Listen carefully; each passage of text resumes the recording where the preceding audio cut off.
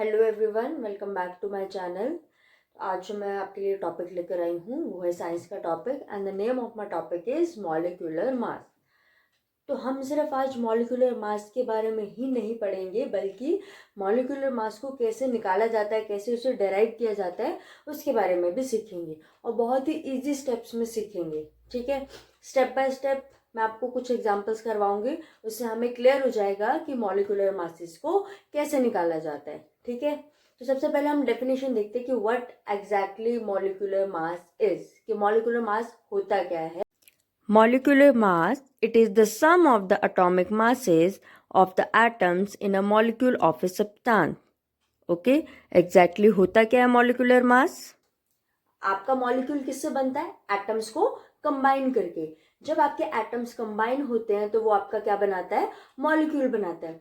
तो molecular mass होता क्या है? उन एटम्स का, इंडिविजुअल एटम्स का जो मास है, जिसे हम एटॉमिक मास कहते हैं, उन मासेस का जो सम होता है वो हमें क्या देता है? मॉलिक्यूलर मास देता है। ठीक है, हम इसको एग्जाम्पल से और क्लियरली समझते हैं। ठीक है, तो हमारे पास यहाँ पे जो क्वेश्चन गिवन है वो है calculate the relative molecular mass of water H2O।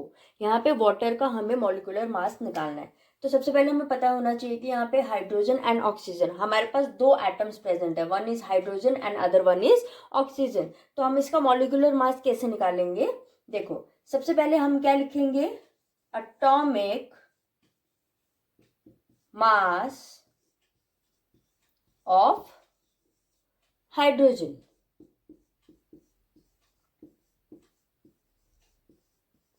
Hydrogen का एटॉमिक मास होता है 1 यूनिट, हम इसको यूनिट में लिखेंगे।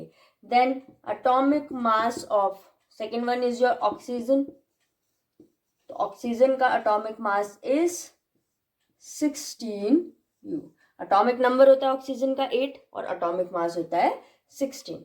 अब हम देखेंगे मॉलिक्यूलर मास ऑफ H2O। अब हमारे पास मॉलिक्यूलर मास क्या बनेगा?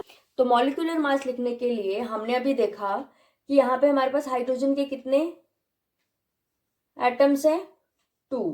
H2 मॉलिक्यूल है ना ये, तो हम इसके एटॉमिक मास को किससे मल्टीप्लाई कर देंगे? 2 से, दैट इज 1 इंटू 2। ऑक्सीजन का कितना है? Only 1 atom, that is plus 16। 1 into 2 plus 16, तो हमारे पास क्या बनेगा? प्लस 16। हमारे पास क्या बनेगा? 2 प्लस 16, तो 18U। फाइनल आंसर क्या बना हमारे पास? 18U, that is molecular mass of water H2O is 18U। U is atomic mass unit. ठीक है, तो ऐसे अब हम एक और एग्जांपल देखेंगे। यहाँ पे हमने वाटर का देखा था, ऐसे अब हम एक और एग्जांपल देखते हैं, किसी और का मॉलिक्यूलर मास हम निकालते हैं। So next we will find out, calculate the relative molecular mass of HNO3. What is HNO3? HNO3 is nitric acid. Nitric acid. तो अब हम HNO3 का मॉलिक्यूलर मास निकालेंगे। तो यहाँ पे हम डायरेक्ट करते हैं कि मॉलिक्यूलर मास ऑफ HNO3 किसके बराबर आएगा हमारे पास? Atomic mass of H।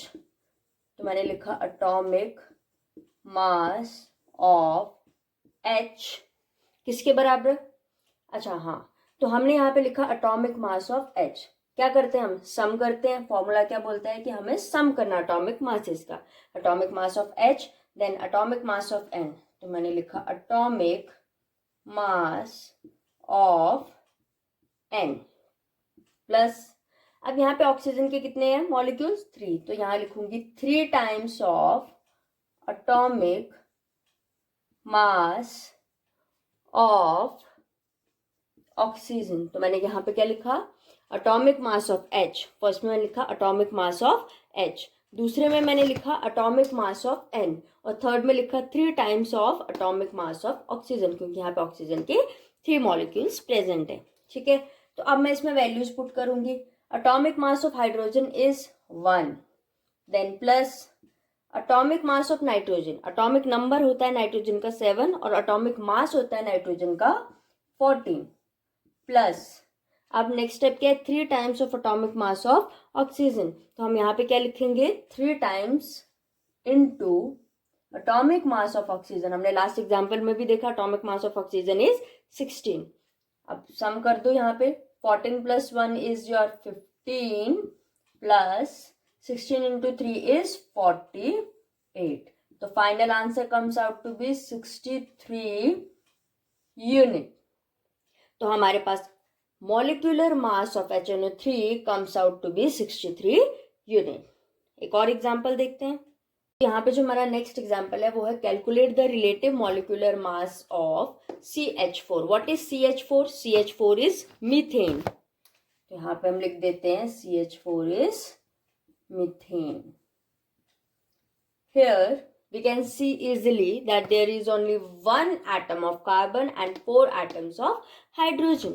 तो मैं क्या लिखूंगी यहाँ पे, molecular mass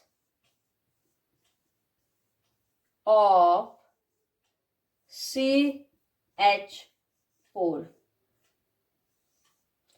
CH4 का मॉलिक्यूलर मास हमारे पास क्या बनेगा, यहाँ कार्बन का जो एटॉमिक मास होता है वो है हमारे पास 12, ठीक है।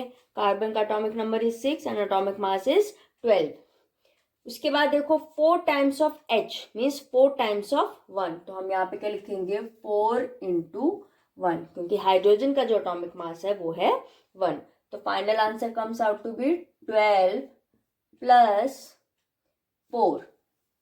फाइनल आंसर क्या आ गया हमारे पास, 12 + 4 दैट इज 16 यूनिट। तो CH4 दैट इज मीथेन का जो मॉलिक्यूलर मास है वो है 16 यूनिट। तो इसी तरह से आप और भी एग्जांपल्स ट्राई कर सकते हैं। मैं आपको क्वेश्चन देती हूँ, calculate the molecular mass of C2H6। C2H6 का ट्राई कीजिए और आप ट्राई कीजिए NH3 और आप ट्राई कीजिए CaCl2। ठीक है, तो इनके मॉलिक्यूलर मासेस निकालने के लिए आपको इनके एटॉमिक मास पता होना चाहिए। अगर आपको एटॉमिक मास पता होंगे तो आप इजीली मॉलिक्यूलर मास को कैलकुलेट कर सकते हो।